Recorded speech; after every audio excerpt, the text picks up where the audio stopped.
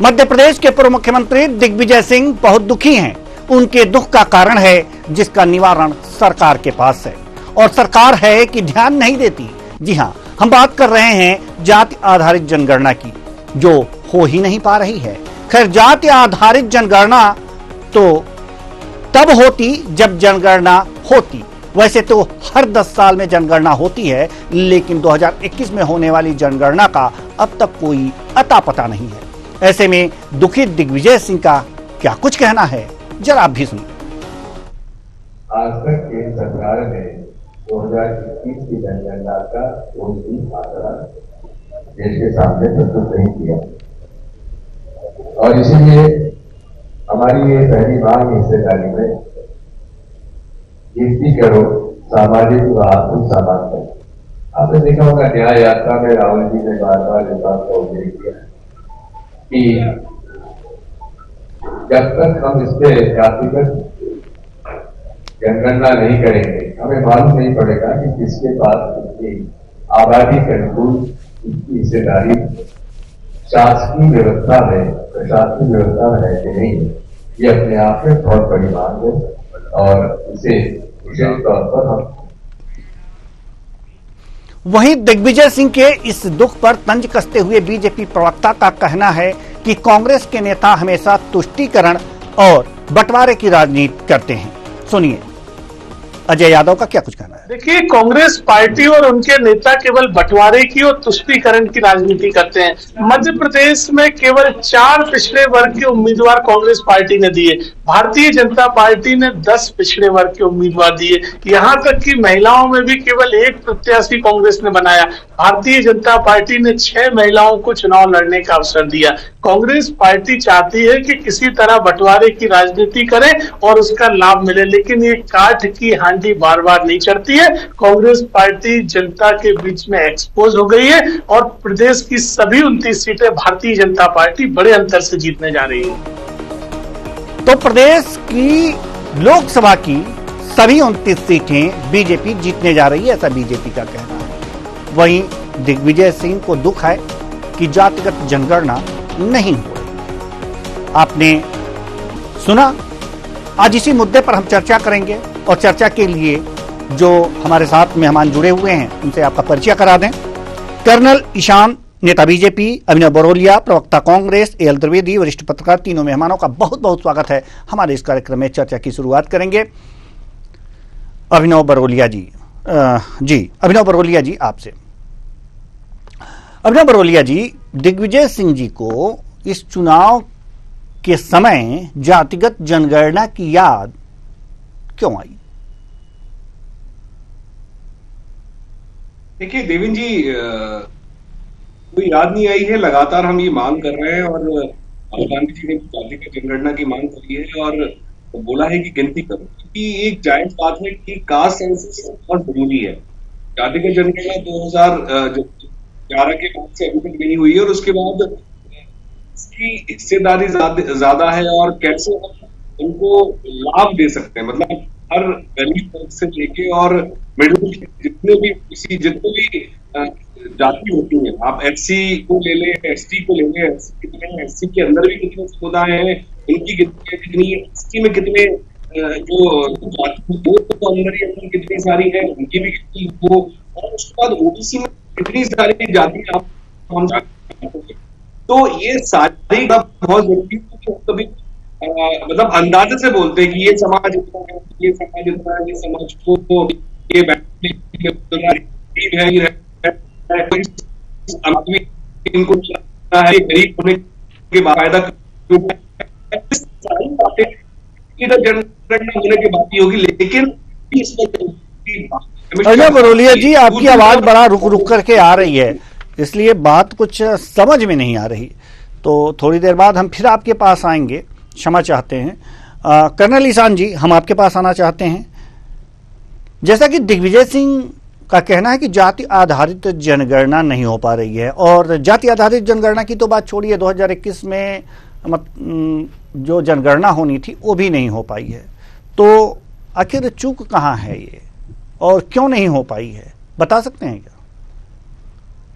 देखिए देवेंद्र जी, सबसे पहली बात तो ये है कि जनगणना जो है, एक पूरे राष्ट्र में जब जनगणना होनी है हम्म, तो उसमें बहुत से कर्मचारी और सरकारी अफसरों को लगना पड़ता है। हम्म, हमें ये समझना चाहिए कि 21 तक हम लोग कोविड की भयावह स्थिति से जूझ रहे थे और उसके बाद कंटिन्यूअस जो प्रोसेस इलेक्शंस के भी थे और सारी चीजें थी, इन सबको ध्यान में रखकर सरकार ने ये अपने विवेक से ये किया है कि जनगणना नहीं हो पाई।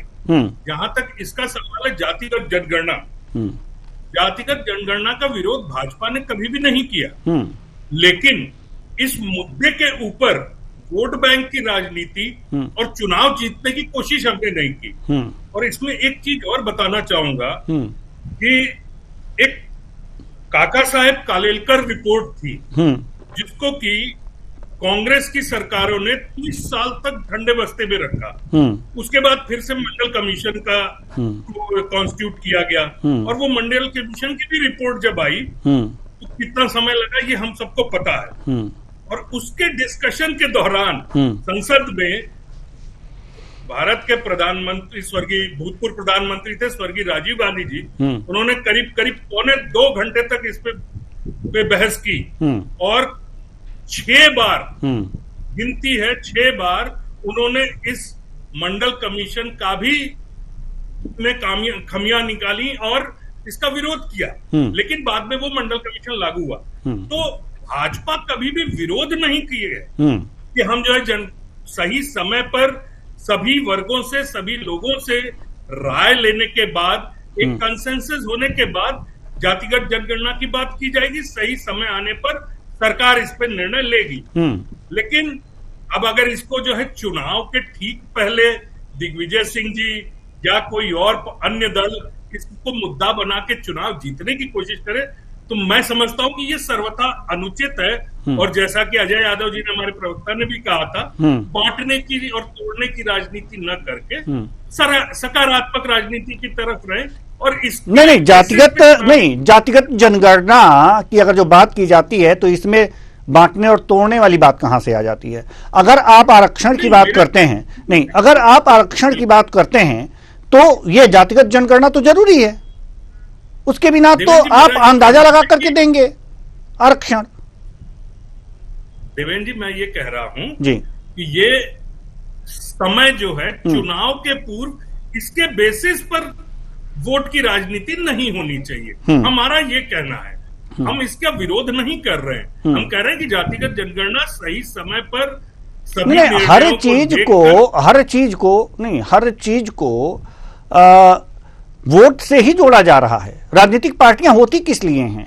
माफ कीजिएगा, अगर कोई मुद्दा है वास्तव में जेन्युइन है तो राजनीतिक पार्टियां तो उठाएंगी और बातचीत करेंगी ही। तो जो आपके पक्ष में न जाए उस पर राजनीति ना हो, यह तो हो ही नहीं सकता कि आप जो कहें उस पर राजनीति होगा। आप जो कहेंगे जी बीजेपी जो कहेगी उस पर राजनीति नहीं होगी, कांग्रेस अपना मुद्दा उठाएगी। जी बिल्कुल। मैं अपना पक्ष रख रहा हूं जी कि भाजपा ने कभी भी विरोध नहीं किया है।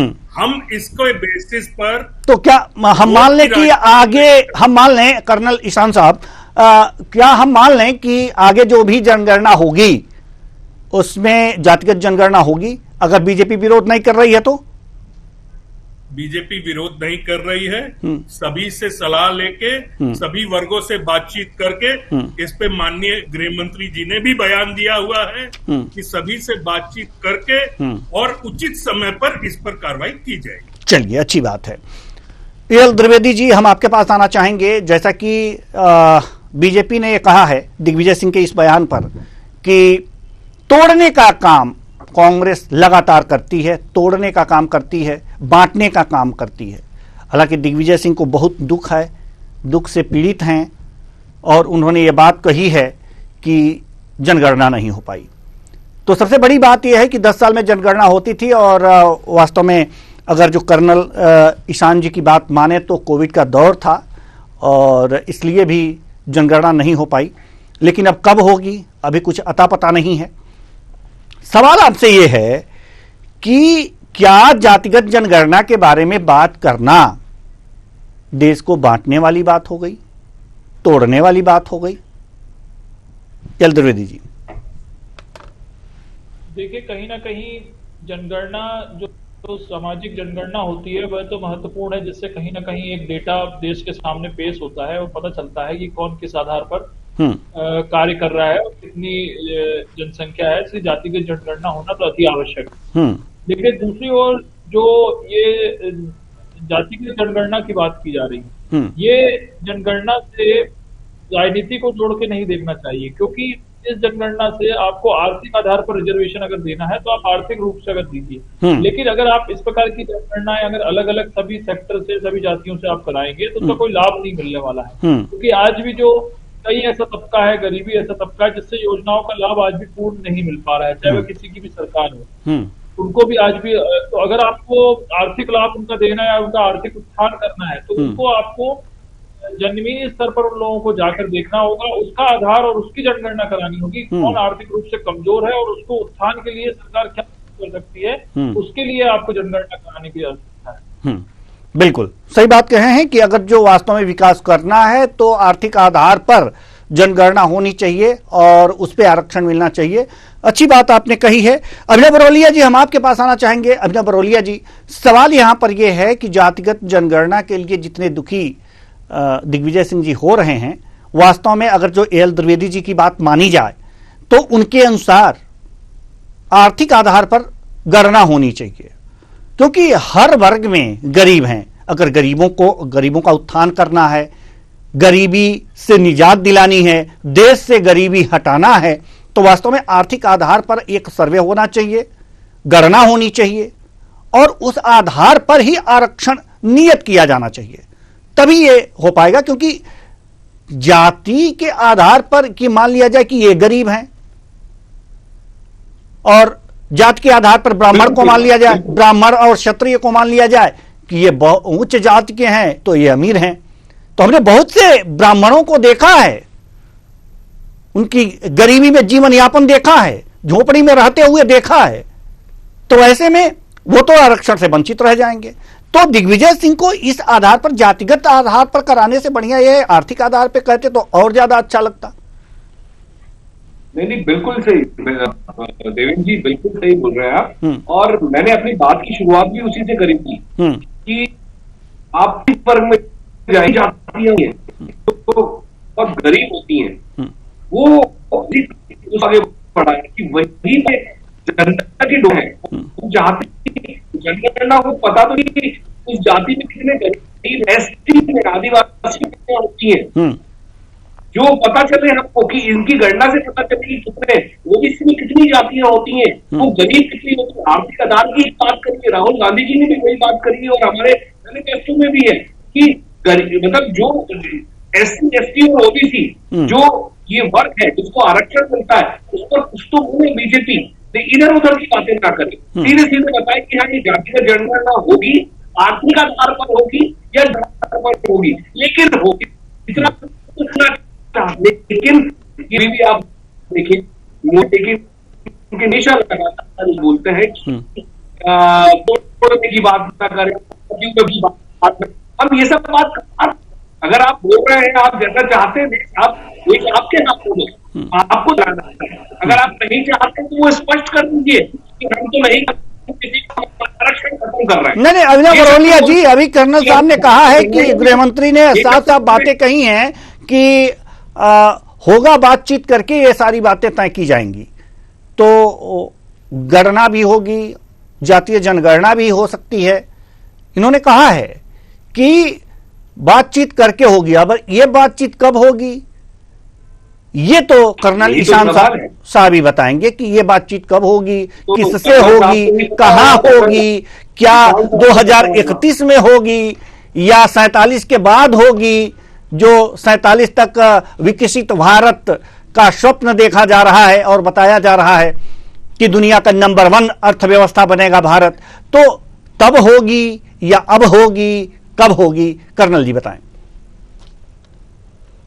देवेंद्र जी, सबसे पहली चीज तो ये है कि आप वो प्रश्न भी मेरे से जानना चाहते हैं जिसका जवाब देश का गृह मंत्री और प्रधानमंत्री दे सकते हैं। जी। तो थोड़ा सा आपकी ज्यादती है जी जी इसपे तो कब होगी कि जब बात और कब बातचीत होगी ये सरकार बता सकती है। मैं पार्टी के नुमाइंदे के रूप में हूँ। खैर वो एक तरफ रखते हुए मैं चलता हूँ कि हमने जैसे अभी द्विवेदी जी ने कहा कि आर्थिक आधार पर होना चाहिए या कैसे होना चाहिए, ये सारी चीजें सरकार का विषय है। जब बातचीत करने की बात हो रही थी सभी वर्गों से बात करने की बात आ रही, उस वर्ग में बाकी राजनीतिक दल भी आते हैं। हम किसी को अलग नहीं रख रहे हैं, लेकिन यहाँ हमने ये भी याद रखना चाहिए कि माननीय प्रधानमंत्री मोदी जी ने जो कहा था कि उनके हिसाब से 4 जातियां, गरीब, युवा, महिला और किसान, ये उन्होंने खुले मंच से जनसभा के दौरान भी कहा है। तो और साथ में उन्होंने जब जातिगत जनगणना के बारे में उनसे बातचीत हो रही थी या उन्होंने अपनी सभा में कहा था कि हमें इसमें अल्पसंख्यकों के अधिकार को भी सम्मिलित रखना है। सो ये सारे जो विषय हैं इन सभी के ऊपर सभी वर्गों से जब चर्चा होगी, और देखिए ये सारी चीजें एकदम से नहीं हो जाती है कि हमने बोला और तुरंत हो गया। इट टेक्स टाइम, समय लगता है। पॉलिसी मेकिंग डिसीजंस है, पॉलिसीज बनेंगी और जब इस पे डिसीजन आएगा तो आपको, मेरे को और सभी को पता चल जाएगा। अब कोई ये गन पॉइंट पे नहीं कर सकता है कि नहीं भाई आप कल ही कर दीजिए। इट्स नॉट ए जोक, ये समय लगने वाली चीज है। और इसका जवाब कि कब बातचीत होगी, कब होगी, ये तो आपको गृह मंत्री या प्रधानमंत्री। बिल्कुल बिल्कुल, माफ कीजिएगा आपके साथ मैंने ज्यादती कर दी, लेकिन जब 10 साल की बात होती है ना, नहीं जब 10 साल की बात होती है ना, तो 10 साल के बाद अगर 1 साल निकल जाए, 2 साल निकल जाए और 3 साल निकल जाए तो चौथे साल से उम्मीद होती है, क्योंकि 5 साल बाद जो है नई सरकार का गठन भी होता है और ये माना जाता है जी, तो ये माना जाता है कि आशा यही है कि अब कोविड भी बीत गया, चुनाव भी बीत गए, तो आशा ये की जा सकती है कि 5 साल पंचवर्षीय योजना ना बीतने पाए। इसलिए मैंने कहा ऐसा है जी, इस मुद्दे पे बातचीत 2023 में ही क्यों शुरू हुई? सर्वविदित था कि 2024 में लोकसभा के चुनाव आने वाले हैं, तो सबसे पहले बिहार से ये चीज शुरू हो गई और धीरे धीरे करते करते बाकी दलों ने भी इसको पकड़ लिया। लेकिन ये चर्चा हमारी सरकार तो पिछले 10 साल से है, आज तक क्यों नहीं उठी? अभी ही अचानक से इतनी तेजी से क्यों आने लगे? और इसमें दुख जताने वाली बात, दिग्विजय सिंह को इस चीज पे दुख जताना नहीं होना चाहिए। उनका अपना मंतव्य हो सकता है, विचार हो सकता है, लेकिन इसमें इतना दुखी होने वाला क्या विषय है? तो वही विषय है जो मैं पहले कह रहा था कि इसके आधार पर इस मुद्दे के ऊपर चुनाव जीतने की कोशिश, इसलिए दुख का विषय हो रहा है और कुछ मुद्दा नहीं है। तो आप कहना क्या चाह रहे हैं कि भाई आप चुनाव लड़िए लेकिन इस मुद्दे पे चुनाव ना लड़िए? नहीं, आप अपनी बात मेरे मुंह में डालना चाह रहे हैं। चलिए, मैं ये कह रहा हूं कि आप चुनाव लड़िए, लेकिन इस मुद्दे को हमने कभी भी राजनीतिक नहीं होने दिया। जी, बरोलिया साहब जवाब दीजिए। ठीक है, बरोलिया साहब जवाब दीजिए। वरिष्ठ पत्रकार एल त्रिवेदी जी के पास इसके बाद आएंगे। नहीं सुन पा रहा हूँ जी, मैं रुक के नहीं, बरोलिया साहब की आवाज रुक के आ रही है, हमें भी समझने में बड़ी परेशानी हो रही है।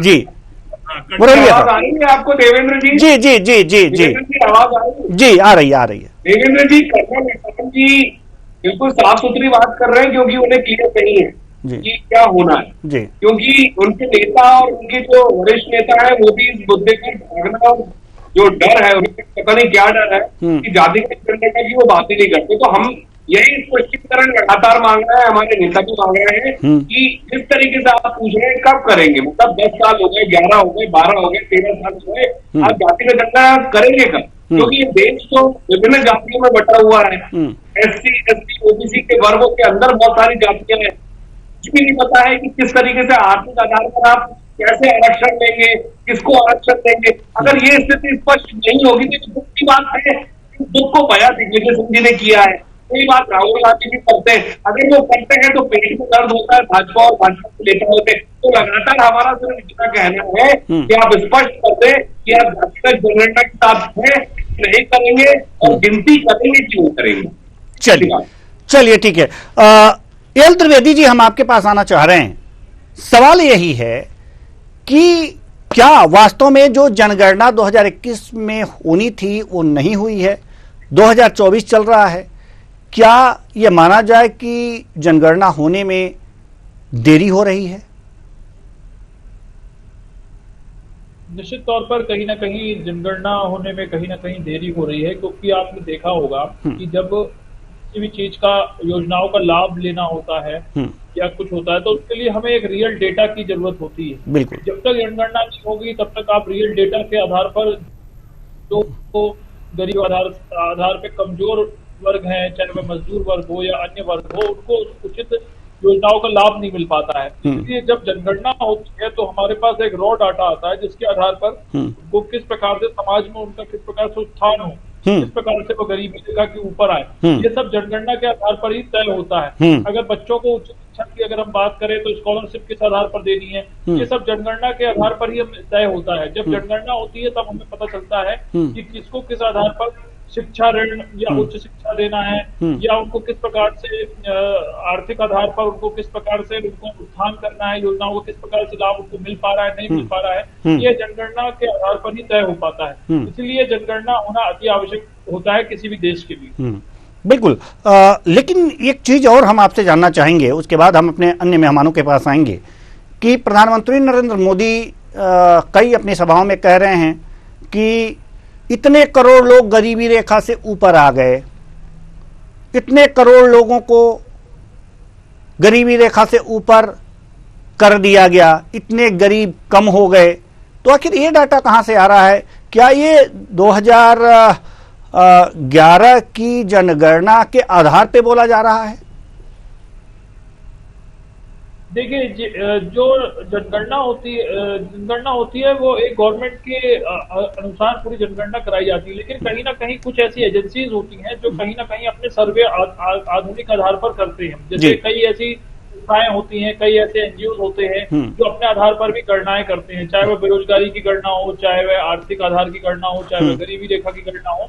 तो कहीं ना कहीं जो डेटा है ये उन गणनाओं से भी निकल कर आता है। लेकिन जो हमारा जो आयोग है, नीति आयोग है, जो उसके आधार पर जो गणना आती है उसके आधार पर ही पूरे जो योजनाएं हैं वह बनती हैं। तो अगर हम अभी गरीबी दर की बात करें तो 22-23 के आधार पर अभी 5% से कम भारतीय जो है वह गरीबी रेखा के नीचे आने की उम्मीद है उनकी।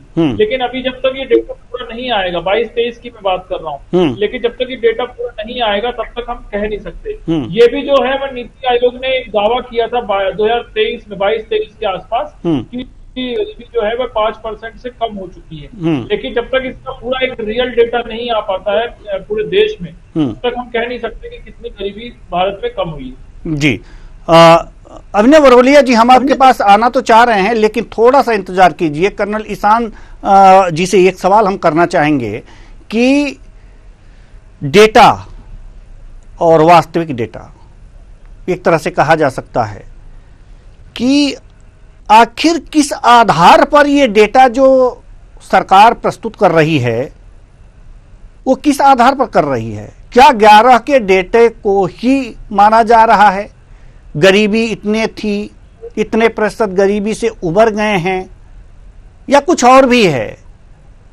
या फिर जैसा कि अभी एल त्रिवेदी जी ने कहा कि जो एनजीओ हैं और कुछ एजेंसियां हैं जो सर्वे करती हैं, उनके डाटा के आधार पर ये दावे किए जा रहे हैं। दावे का आधार क्या है? देखिए, जब भी हम पॉवर्टी लाइन से ऊपर आने के, गरीबी रेखा के ऊपर इतने लोग आगे इसकी बात करते हैं तो इसमें कई चीजें इन्वॉल्व हो जाती हैं। सबसे पहली चीज तो ये, जब भी हम बजट बनाते हैं उसके पहले इकोनॉमिक सर्वे वाली भी चीजें होती हैं, उसके आधार पर भी होता है।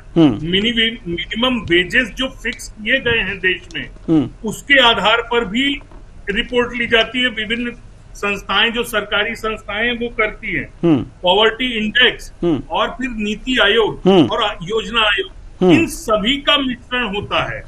बेसिक जो जनसंख्या का निर्धारण हुआ वो 2011 में हुआ, जनसंख्या जनगणना हुई। उसके बाद लेकिन ये जो संस्थाएं हैं जो कि इस देश के बजट में इन्वॉल्व होती हैं और इकोनॉमिक सर्वे वगैरह जो किए जाते हैं उनके बेसिस पर रिपोर्ट्स हमें मिलती है, और जिसके बेसिस पर प्रधानमंत्री जी ने इन रिपोर्ट्स के आधार पर ही ये कहा है कि भाई इतने लोग हमारे पॉवर्टी लाइन पर आ गए। पहली चीज। दूसरी चीज, एक बात यह है कि सभी योजनाओं का लाभ सभी वर्गों को मिल रहा है आज की तारीख में, जाति के आधार पर या पंथ के आधार पर, बिना किसी भेदभाव के सभी को लाभ मिल रहा है। तो आज की तारीख में अगर जातिगत जनगणना नहीं हो पाई है तो उसकी वजह से किसी वर्ग को कोई नुकसान हो रहा है या उसका हित जो है पूरा नहीं हो रहा है।